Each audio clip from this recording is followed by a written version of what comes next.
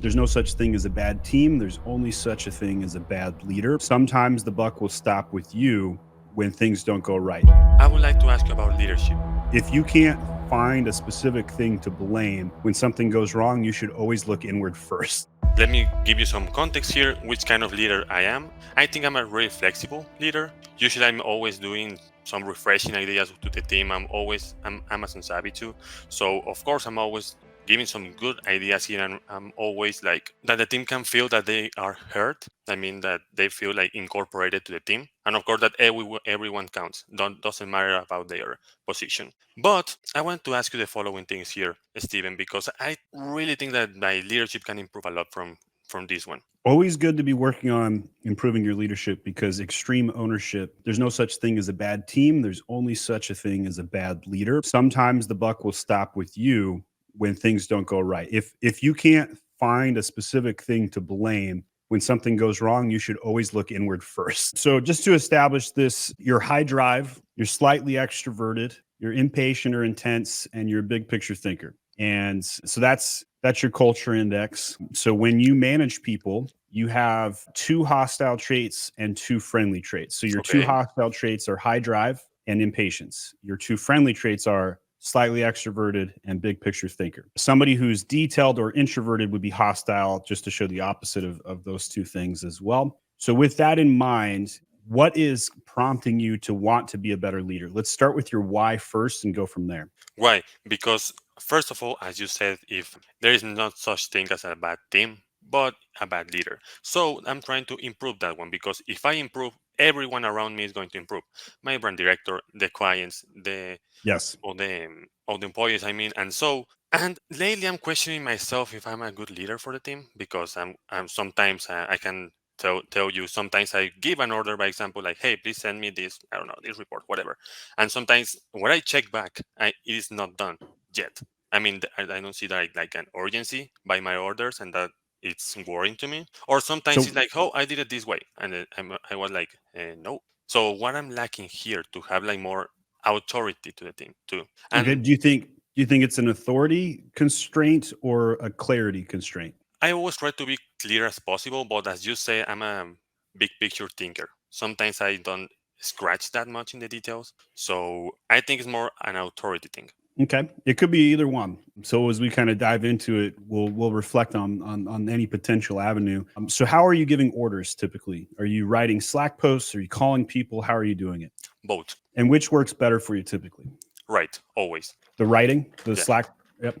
Yep. And when you give an order, how much context do you? Is it one sentence? Is it a paragraph? Like what kind of context do you typically give? I try to be usually as concise as possible, but yeah, maybe I can give some more context to the team. Like, why I'm asking this one. The client is falling down. Of course, I need this thing like right now. Yeah. Okay. When you ask for that, do they understand the why? And by the way, have you ever read the book Start with Why? No.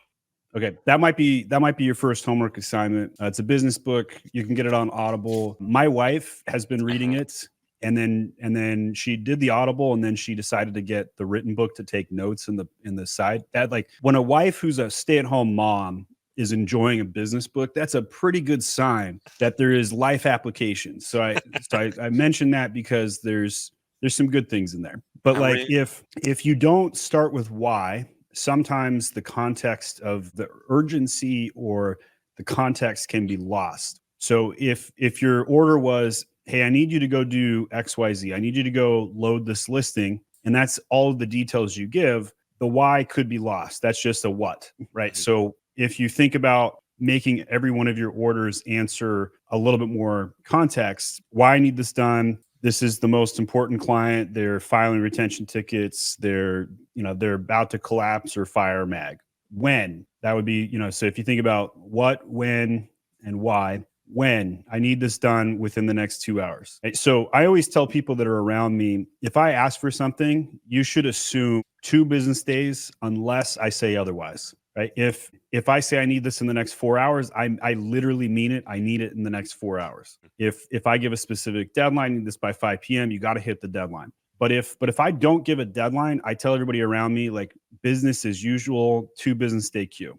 So if you haven't given that speech to your team about like standard deliverable timeframes, and you give an order and a week goes by, nothing happens, that's a Mhm. project management issue. And so at MAG, you have a project manager who should go around and follow up on tasks naturally, Yeah. whether they're posted in Slack, Asana, or anywhere in between.